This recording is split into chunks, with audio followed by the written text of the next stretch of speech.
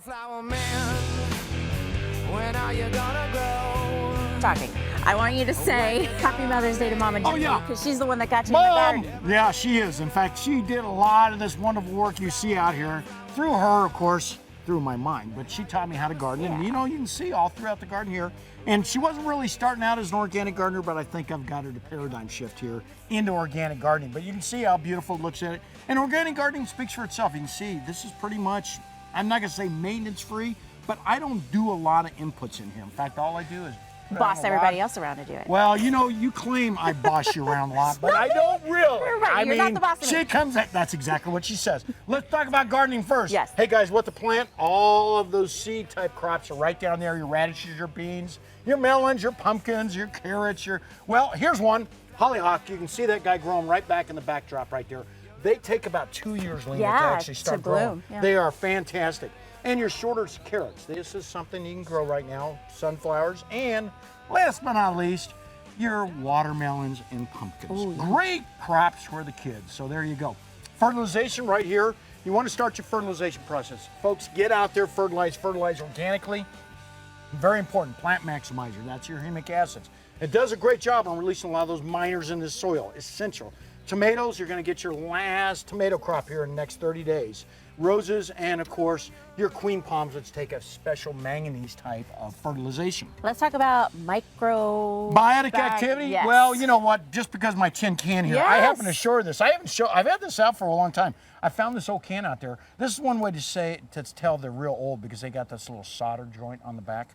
But inside this, take a look. I don't know if I got it right, but there it is. Mud dauber wasps. Yeah. Highly beneficial. They're the macrobiotic activity. There's microbiotic activity, but you can see them, and they are highly beneficial. They go ahead and eat a lot of your non-beneficials in and around your garden, including black widows. Oh. Yeah, excellent guy to have around the garden. And there's lots growing in the garden. I want to just show off some of this stuff. You can see your sweet potato vine right here. This is something that we use as an ornamental crop. Works as a foil out here in the desert Southwest. Bright light Swiss chard, your portulaca, your watermelons in the back there, which you talked about. And of course, you know, something that's been showing up, and I've gotten a couple emails, a lot of mosquito and fly problems. So, yeah. I told you. I know, you said that we had mosquitoes out here. So here's what we do. You know, we talk about the BTI all the time. Go ahead and start putting those granules out there right now. It's called Bacillus thuringiensis israensis. Say that 3 times. I practice a lot, by the way.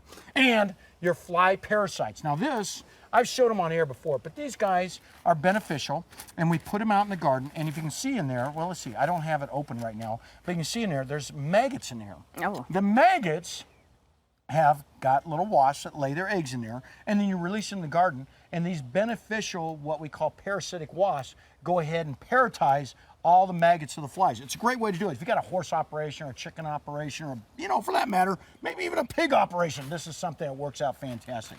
And then, of course, worms. Your loppers or loopers are showing up right now. Your thuricide needs to go down. These are your caterpillars out there. So if you've got those, you know, leaves are kind of eating a little bit, this is something that's highly beneficial and easy to put down. It only affects the caterpillars themselves, so it will not hurt the environment all at the same time. Yes, ma'am. You know what is something I don't see out here, which What's I'm happy to say, those white flies. You know what? We don't see a lot of white flies. Let me tell you why. Right. Because we spray a lot of liquid seaweed out here. And you can see this. Liquid seaweed naturally attacks white flies, as does my extreme juice. And you want to go ahead and utilize that. And we utilize that as a foliar feed. I wasn't prepared for this part of the segment, but it's real easy to do. Just spray it throughout the garden, and it goes ahead and helps you control those pesky white flies in our coming up hot weather. I'll get you one of these days. You might. You know what? I used to take phone calls on here, and I bet you I had a couple thousand. I don't think anybody ever got me yet, but we're going to try, and hopefully we'll bring those phone calls back. We'll get Mama Judy to call. She'll throw you off. I'll say it again. Hopefully we'll bring those phone calls back. Wink, wink. There you go. Bye, guys. Happy Mother's Day, Mom. Cutting down your feet.